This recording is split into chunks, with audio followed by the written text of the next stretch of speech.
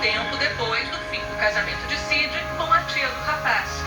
Roger passava a ser legalmente filho de um dos mais conhecidos e respeitados apresentadores da televisão brasileira. Com o tempo, ele aprendeu a fazer gravações e mixagem de som e passou a trabalhar com Cid no estúdio do comunicador.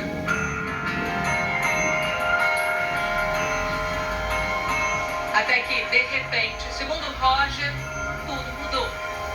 Essa relação se desfez quando eu já tinha aproximadamente 28 anos, que eu conheci o grande amor da minha vida.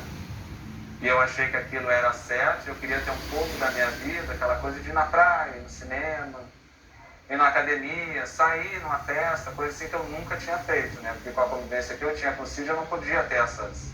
Eu nem tinha.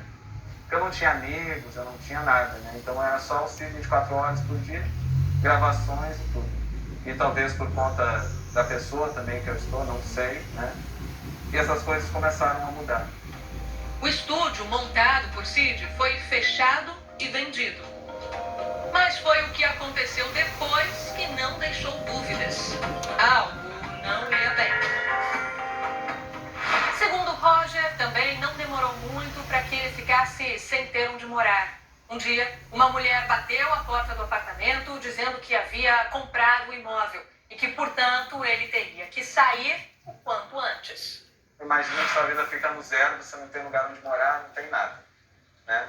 Então, para mim, sair disso foi bem difícil. Neste e-mail enviado ao filho adotivo, Cid escreve: quanto menos pessoas na nossa intimidade, menos problemas e confusão.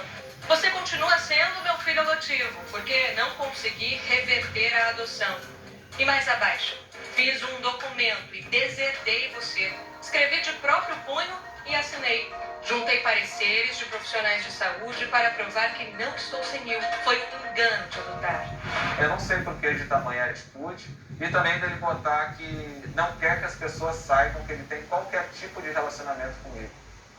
Sendo que a gente teve toda essa convivência, são muitos anos de convivência, de pai e filho, né? A mensagem repercutiu e de maneira nada positiva para o apresentador.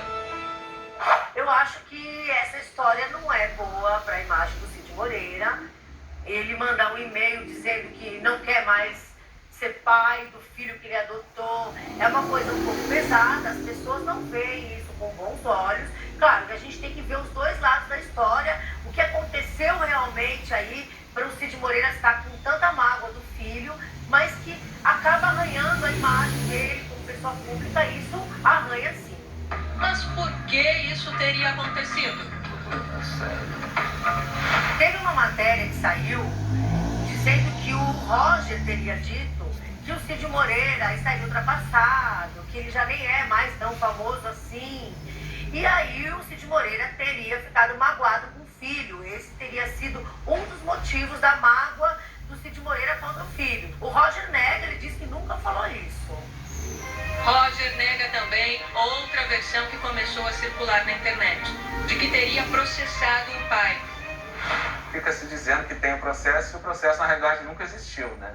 Inclusive eu até solicitei hoje, ele disse assim, mostra aí a prova, mostra o número do processo, alguma coisa, né?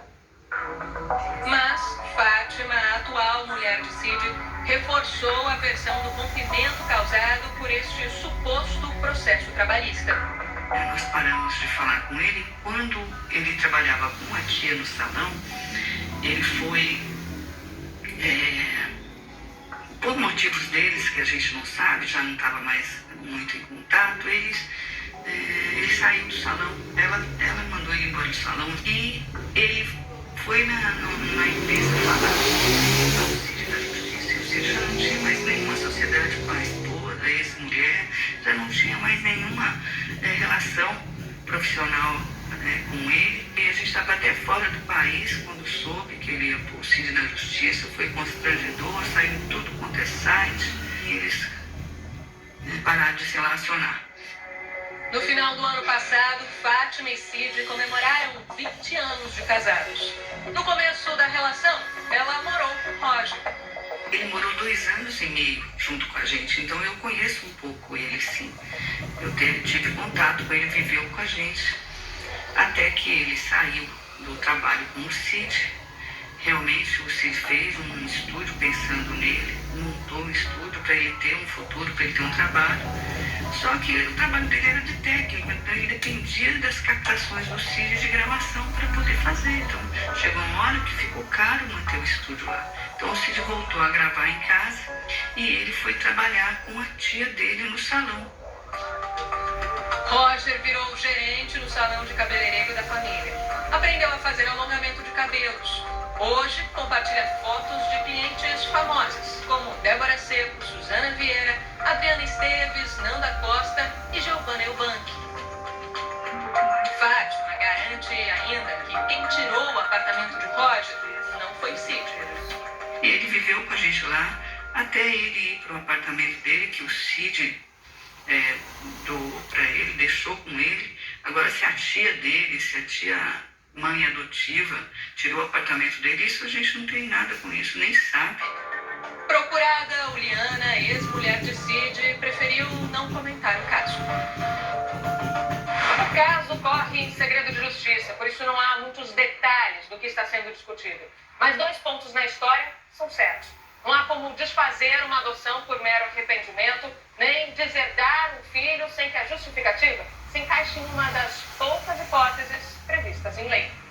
Como é um reconhecimento de filho, o Código Civil, a nossa lei prevê que não é possível que seja revogado por vontade de quem adotou.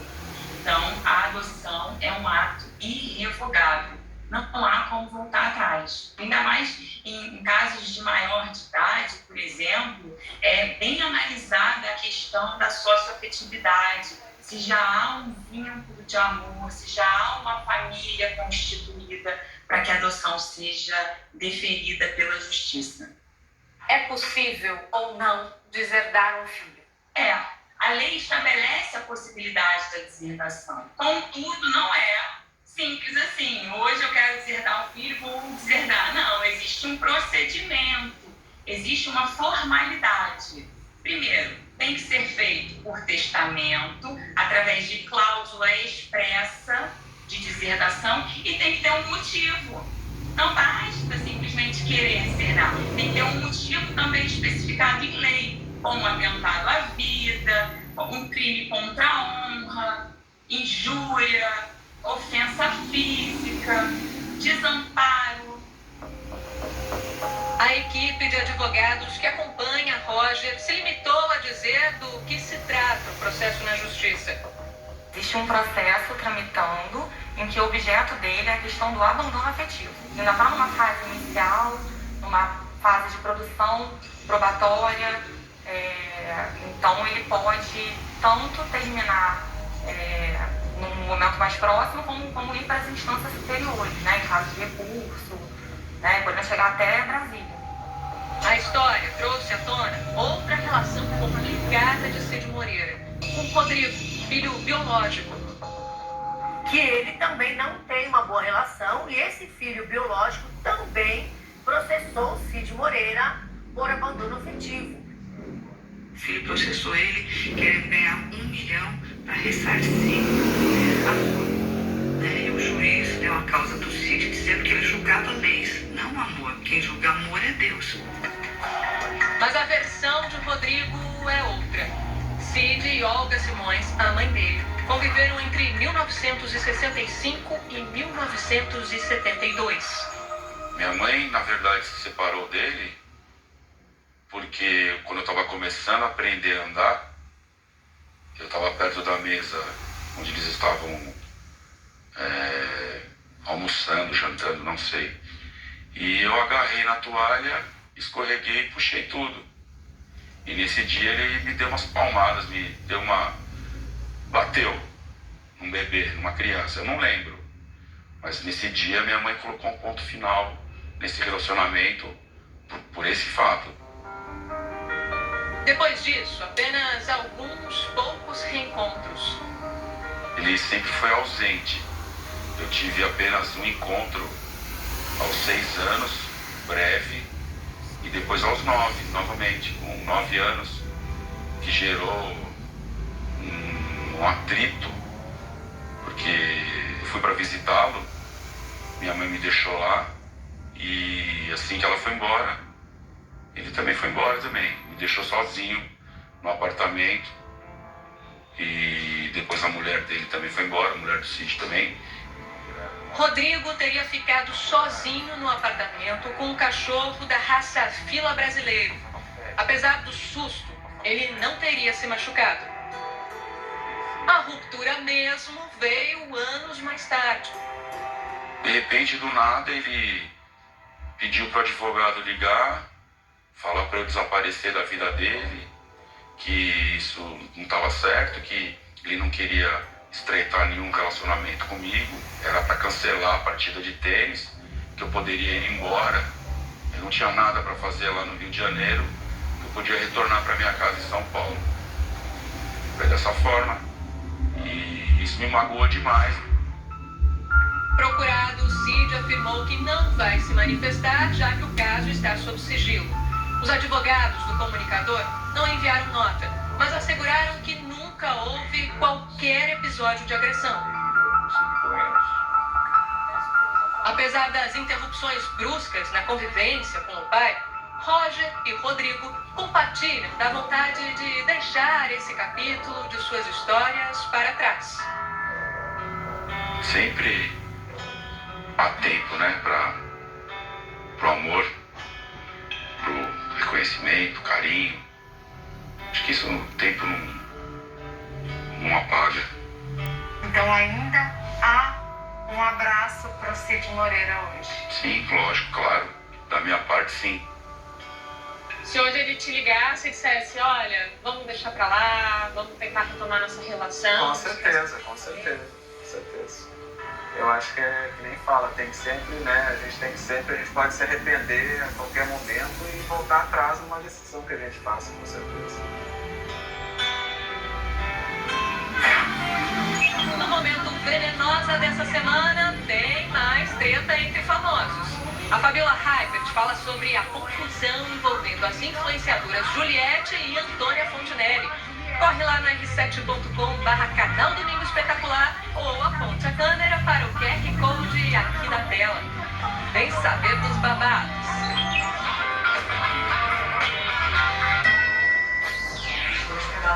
Exclusivo, Roberto Caprini frente a frente com a mulher que ficou conhecida como a barraqueira dos Jardins. Ela foi flagrada numa festa clandestina em São Paulo, batendo boca com a polícia que tentava acabar com o evento e evitar a aglomeração. Lisiane Gutierrez provocou polêmica ao insultar os policiais e os moradores de comunidades. Você admite que essa frase, vão pra favela, soa como preconceituosa? A entrevista completa você acompanha ainda hoje. Imagine conhecer o mundo em um silêncio absoluto, sem nenhum barulho, sem nenhum ruído. A pequena Maitê, de apenas 1 ano e 2 meses, nasceu com deficiência auditiva. Não conseguia nem ouvir a voz dos próprios pais. Mas essa história teve uma reviravolta. Maitê passou por uma cirurgia para usar um implante auditivo. E você vai acompanhar agora com a gente o exato momento em que ela escuta um som pela primeira vez. A gente para no olhar da Maitê, no sorriso que ela entrega pro biscoitinho, pro bolinho de arroz, pra ela mesma. Ou vai dizer que a alegria não tá aí, dita e feita? É que esse rostinho fala tanto, mesmo sem nenhuma palavra. O olhar sempre foi a única conexão da Maitê com tudo que existe. Ela nem precisa de muita coisa para entender o que a gente precisa dela e o que ela precisa da gente, sabe? É algo meio que conectado já. É só amor, né?